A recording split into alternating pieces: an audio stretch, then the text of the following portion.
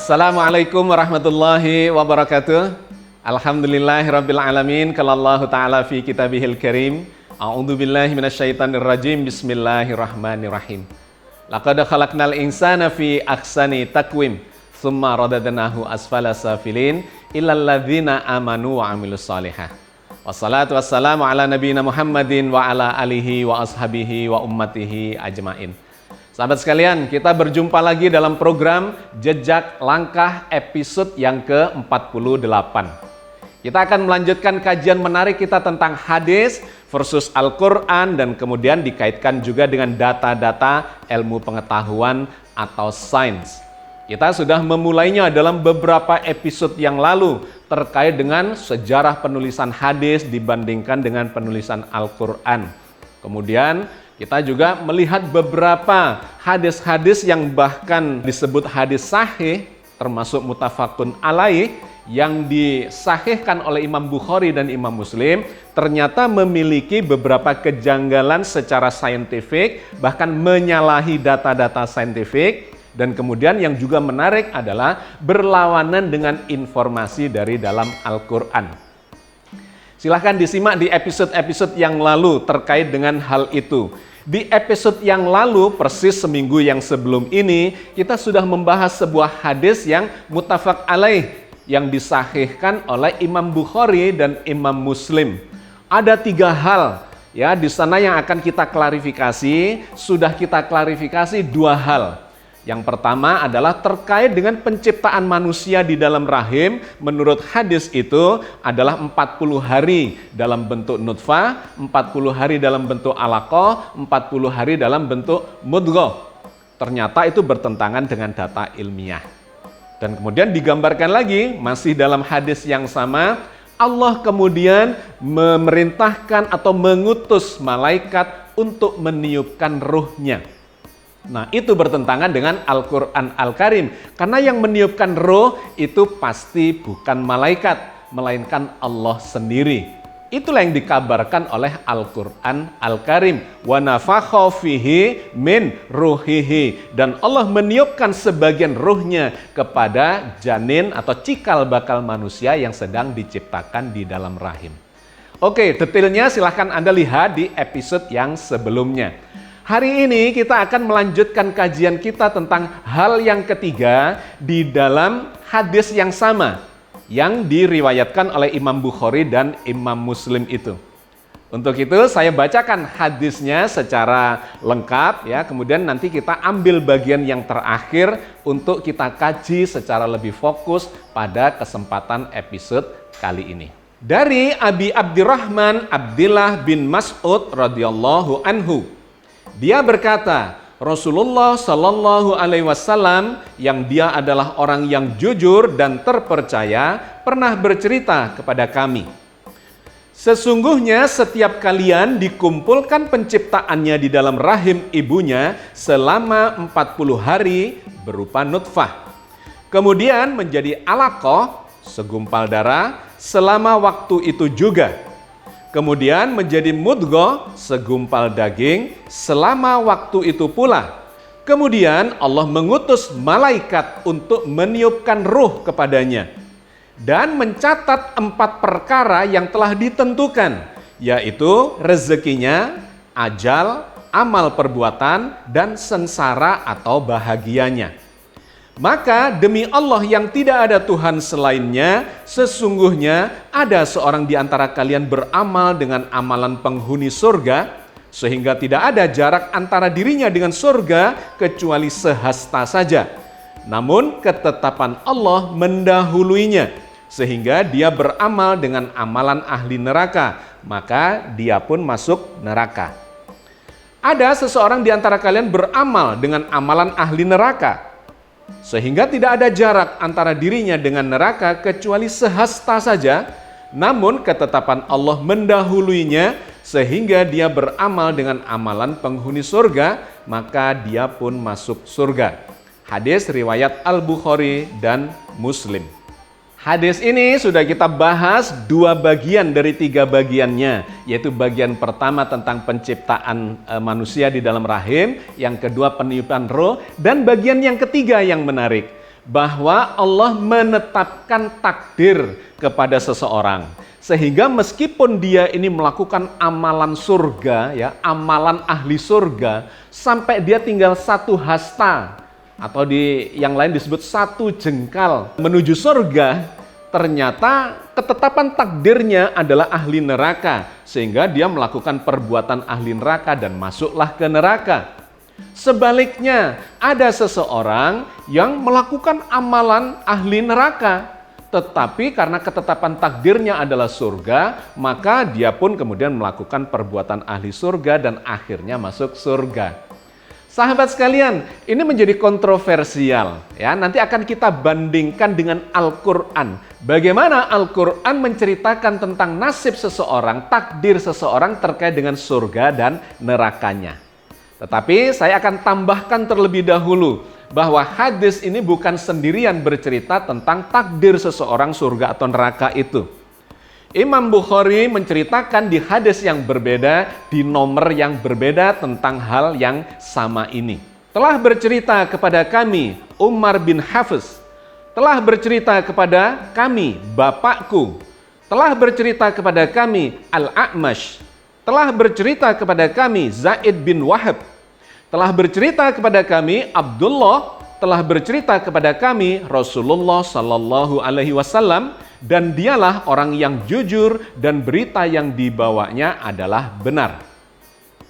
Setiap orang dari kalian telah dikumpulkan dalam penciptaannya ketika berada di dalam perut ibunya selama 40 hari dan seterusnya. Tidak saya baca karena sudah ada di hadis yang kita baca sebelumnya tadi. Bagian akhir saya bacakan. Dan sungguh seseorang akan ada yang beramal dengan amal-amal penghuni neraka hingga tidak ada jarak antara dirinya dengan neraka kecuali sejengkal saja. Lalu dia didahului oleh catatan ketetapan takdirnya hingga dia beramal dengan amalan penghuni surga kemudian masuk surga. Dan ada juga seseorang yang beramal dengan amal-amal penghuni surga hingga tidak ada jarak antara dirinya dengan surga kecuali sejengkal saja. Lalu dia didahului oleh catatan ketetapan takdirnya hingga dia beramal dengan amalan penghuni neraka, lalu dia masuk neraka. Hadis riwayat Bukhari nomor 3085. Sahabat sekalian, dua hadis yang kita baca itu bercerita hal yang kurang lebih sama, tetapi dengan jalur periwayatan yang berbeda. Yang pertama dari Abdullah bin Mas'ud dan yang kedua dari Umar bin Hafiz. Ini masih diceritakan lagi oleh Imam Bukhari di hadis yang lain, hadis nomor 6105. Tidak kita bacakan karena kurang lebih sama. Dan kemudian ada hadis lagi yang lain yang menceritakan dengan periwayatan yang berbeda, dengan redaksi yang berbeda, tetapi kemudian menyinggung hal yang sama, yaitu dari Abu Dawud. Telah menceritakan kepada kami Abdullah Al-Qanabi dari Malik, dari Zaid bin Unaisa, bahwa Abdul Hamid bin Abdurrahman bin Zaid ibnul Khattab, ia menghabarkan kepadanya dari Muslim bin Yasar al-Juhari bahwa Umar ibnul Khattab pernah ditanya tentang ayat ini. Dan ingatlah ketika Tuhanmu mengeluarkan keturunan anak-anak Adam dari sulbi mereka. Quran surat Al-A'raf ayat 172. Al-Qanabi membaca ayat tersebut, lalu Umar berkata, aku juga pernah mendengar Rasulullah Sallallahu Alaihi Wasallam ditanya tentang ayat itu. Lalu beliau menjawab, sesungguhnya Allah menciptakan Adam, lalu Allah mengusap punggungnya dengan tangan kanannya, hingga keluarlah keturunan Adam dari punggungnya. Kemudian Allah berfirman, aku menciptakan mereka untuk masuk surga, dan mereka akan beramal dengan amalan-amalan penduduk surga. Kemudian Allah kembali mengusap punggung Adam, hingga keluarlah keturunan Adam dari punggungnya. Setelah itu Allah berfirman, aku menciptakan mereka untuk masuk neraka, dan mereka akan beramal dengan amalan-amalan penduduk neraka. Seorang laki-laki bertanya, wahai Rasulullah, lalu untuk apa gunanya beramal? Rasulullah Sallallahu Alaihi Wasallam bersabda, Sesungguhnya jika Allah menciptakan seorang hamba untuk masuk ke dalam surga, maka ia akan menjadikannya beramal dengan amalan penduduk surga. Sehingga dia mati dengan amalan penduduk surga, lalu memasukkannya ke dalam surga. Dan jika Allah menciptakan seorang hamba untuk masuk ke dalam neraka, maka dia akan menjadikannya beramal dengan amalan penduduk neraka. Sehingga dia mati dengan amalan penduduk neraka, lalu memasukkannya ke dalam neraka. Telah menceritakan kepada kami Muhammad ibnul Musaffa berkata, telah menceritakan kepada kami Bakiyah, ia berkata, telah menceritakan kepadaku Umar bin Ju'sum al-Quraisy, ia berkata, telah menceritakan kepada Zaid bin Abu Unaisah dari Abdul Hamid bin Abdurrahman, dari Muslim bin Yasar, dari Nu'aym bin Rabi'ah, ia berkata, aku sependapat dengan Umar ibnul Khattab dengan hadis ini. Namun hadis Malik lebih lengkap. Hadis riwayat Abu Dawud nomor 4081. Sangat menarik sahabat sekalian ketika kita membaca sejumlah hadis terkait dengan takdir Allah yang katanya menetapkan bahwa ciptaannya itu anak-anak Adam memang diciptakan untuk masuk surga dan yang lainnya memang diciptakan untuk masuk neraka. Nah, hal ini secara logika itu tidak bisa kita terima. Tidak pada akal sehat kita untuk bisa menerima bahwa Allah yang maha adil, maha penyayang dan seterusnya dengan segala maha dan kebijaksanaannya itu menciptakan hambanya memang untuk surga dan satunya diciptakan untuk neraka. Dan itu dengan sangat jelas akan kita lihat di dalam Al-Quran berlawanan substansi, esensi dari hadis yang mengatakan Allah sudah menetapkan surga dan nerakanya sejak penciptaan kepada manusia itu atau keturunan Adam itu, ketika dikaitkan dengan informasi dari dalam Al-Quran yang Allah itu akan memberikan balasan sesuai dengan amal kebajikannya atau sesuai dengan amal kejahatannya. Ya, kita baca ayat-ayat firman-firman Allah dari dalam Al-Quran untuk memberikan gambaran sumber informasi yang berbeda, sudut pandang dari kitab suci yang dijamin kebenarannya oleh Allah Azza wa Jalla.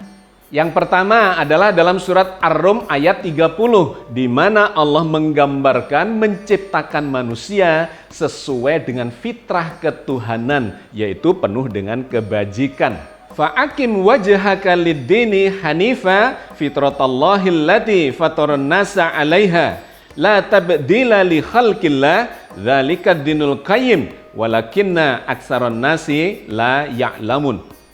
Maka hadapkanlah wajahmu dengan lurus kepada agama Allah. Fitrah Allah yang telah menciptakan manusia menurut fitrah itu. Tidak ada perubahan pada fitrah Allah. Itulah agama yang lurus, tetapi kebanyakan manusia tidak mengetahuinya. Ini adalah landasan umum yang menggambarkan, mengajarkan kepada kita bahwa Allah menciptakan manusia sesuai dengan fitrah Allah, semuanya demi kebaikan. Atau di ayat yang berbeda yang disinggung oleh hadis tadi, Allah menciptakan anak-anak Adam ya di dalam rahim, dikeluarkan dari tulang punggungnya dan kemudian diminta untuk bersyahadat di dalam rahim. Jadi di dalam rahim sudah bersahadat mengakui keesaan Allah, menunjukkan fitrah ketuhanan hanya bertuhan kepada Allah. Nabi menambahkan lagi bahwa seorang anak Adam terlahir itu sudah muslim. Orang tuanya, lingkungannya, pendidikannya, pengalamannya lah yang akan menjadikan dia tidak muslim, menjadi Yahudi, menjadi Nasrani, menjadi Majusi dan seterusnya. Menunjukkan bahwa fitrah manusia sesungguhnya adalah baik, bukan kemudian diciptakan sejak awal ini surga ya, ahli surga dan ini adalah ahli neraka. Ya, itu poin yang pertama. Yang kedua, Allah berfirman di dalam surat Al-Mudaththir ayat 37 dan 38 bahwa setiap kita itu sesungguhnya diberi kebebasan untuk melakukan apa saja. Mau berbuat baik boleh, berbuat jahat juga boleh dengan segala konsekuensinya. Mau jadi seorang muslim boleh, non-muslim juga boleh. Mau jadi orang yang taat berserah diri hanya kepada Allah atau menjadi orang yang kafir ingkar dan musyrik dan seterusnya, boleh. Allah berfirman di dalam surat Al-Mudaththir 37 dan 38 ini. Liman sya'a minkum ayyataqaddama aw yata'akhir kullu nafsim bima kasabat rohina. Bagi siapa saja di antaramu yang berkehendak akan maju atau mundur, tiap-tiap diri bertanggung jawab atas apa yang diperbuatnya. Jadi sangat jelas ayat ini mengatakan liman sya'a minkum ayyataqaddama aw yata'akhir kullu nafsim bima kasabat rohina. Bagi siapa saja di antara kalian, mau maju kek, mau mundur kek, mau baik, mau jahat, silahkan. Kullu nafsim bima kasabat rohina. Tapi setiap diri bertanggung jawab atas apa yang dilakukannya. Karena surga dan neraka itu terkait dengan amal perbuatan yang dilakukan itu. Dan itu banyak sekali diceritakan oleh Al-Quran. Ya, firman-firman Allah di berbagai surat, berbagai ayat yang lainnya. Dalam surat Fussilat 46 misalnya. Man amila sholihan falinafsihi wa man asa'a fa'alaiha wa ma rabbuka bidzallamin lil abid. Barang siapa yang mengerjakan amal yang saleh, maka pahalanya untuk dirinya sendiri. Dan barang siapa mengerjakan perbuatan jahat, maka dosanya untuk dirinya sendiri. Dan sekali-kali tidaklah Tuhanmu menganiaya hamba-hambanya. Jadi dengan sangat lugas, sangat jelas, sangat gamblang Allah mengatakan Allah bukan penganiaya atas hamba-hambanya. Semuanya dikembalikan kepada tanggung jawab kita. Berbuat baik akan dapat balasan kebaikan, berbuat jahat ya akan dapat balasan kejahatan. Allah tidak menganiaya hamba-hambanya. Saya kutipkan lagi di ayat yang berbeda, surat Ali Imran ayat 182. Dzalika bima qaddamat aydikum wa anallaha laisa bidzallamil lil abid. Azab yang demikian itu adalah disebabkan oleh perbuatan tanganmu sendiri. Dan bahwasanya Allah sekali-kali tidak menganiaya hamba-hambanya. Demikian pula dalam surat Ar-Rahman ayat 60. Tidak ada balasan kebajikan, kebaikan, kecuali ya dengan kebaikan pula. Hal jazaul ihsani illal ihsan. Tidak ada balasan kebaikan kecuali kebaikan pula. Bahkan di berbagai ayat Allah masih menggambarkan sifat maha pengampunnya. Seseorang yang sudah berbuat jahat, ya bahkan musyrik sekalipun, ketika dia bertobat kepada Allah, maka Allah akan mengampuninya. Allah itu Al-Ghafurur Rahim, maha mengampuni, maha menyayangi. Misalnya dalam surat An-Nisa ayat 110. Wa may ya'mal su'an aw yazlim nafsahu tsumma yastaghfirillaha yajidillaha ghafurur rahim. Dan barang siapa mengerjakan kejahatan dan menganiaya dirinya, kemudian dia mohon ampun kepada Allah, niscaya dia akan mendapati Allah Maha Pengampun lagi Maha Penyayang.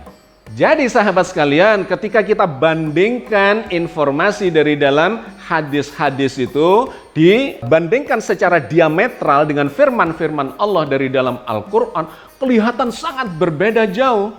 Di satu sisi hadis itu mengatakan takdir sudah ditetapkan, seseorang diciptakan memang untuk masuk surga, untuk masuk neraka. Tetapi Al-Quran tidak pernah mengatakan itu. Di dalam Al-Quran digambarkan kalian diciptakan secara fitrah. Terserah mau baik atau mau buruk, kebaikan akan menghasilkan kebaikan dan ujung-ujungnya adalah surga, dan kejahatan akan menghasilkan kejahatan pula dan ujung-ujungnya adalah neraka. Allah tidak menganiaya hambanya sedikit pun, seberat zarah pun. Jadi sahabat sekalian, inilah kita sekali lagi melihat bahwa Al-Quran itu adalah jaminan kebenaran yang sangat gamblang, sangat lurus, sesuai dengan akal sehat kita. Tetapi cerita-cerita di dalam hadis karena diriwayatkan dari berbagai jalur periwayatan, meskipun itu sahih, bahkan muttafaq alaih, bahkan diceritakan lagi lebih dari itu mutawatir, tetapi banyak di antara isinya itu justru berlawanan dengan Al-Quran Al-Karim. Maka kalau kita masih mau mengambil hadis, ini ada satu hadis yang menarik yang sesuai dengan Al-Quran. Ya, meskipun sesungguhnya Al-Quran sudah cukup, tetapi kalau masih juga diinginkan hadis, ya ini diriwayatkan oleh Imam Muslim. Yang isinya itu berlawanan atau setidaknya tidak sama, tidak seiring, searah dengan hadis-hadis yang kita baca tadi, melainkan lebih sesuai dengan Al-Quran Al-Karim.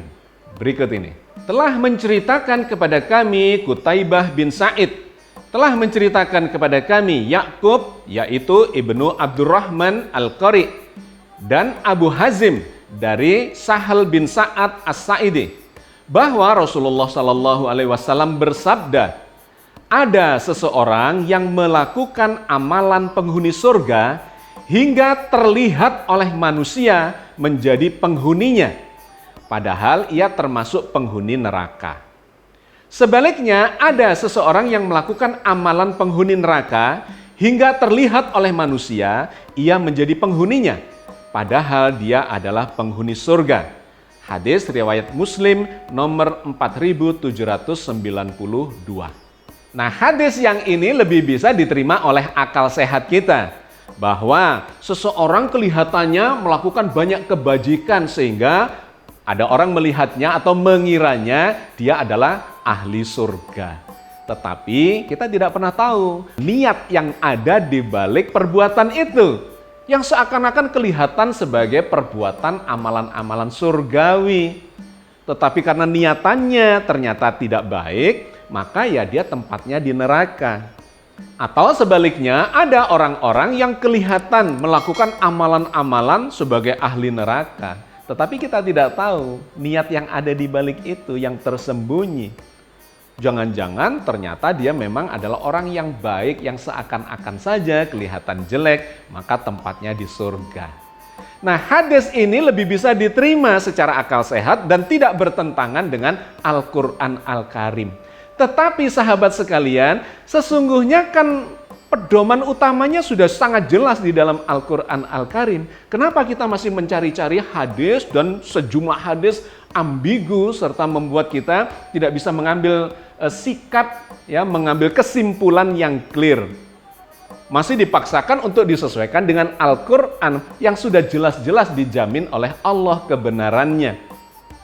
Kenapa kita tidak langsung saja kepada sumber utamanya yang sudah terjamin benar, dijamin oleh Allah dan disampaikan oleh Rasulullah sendiri kepada kita semua.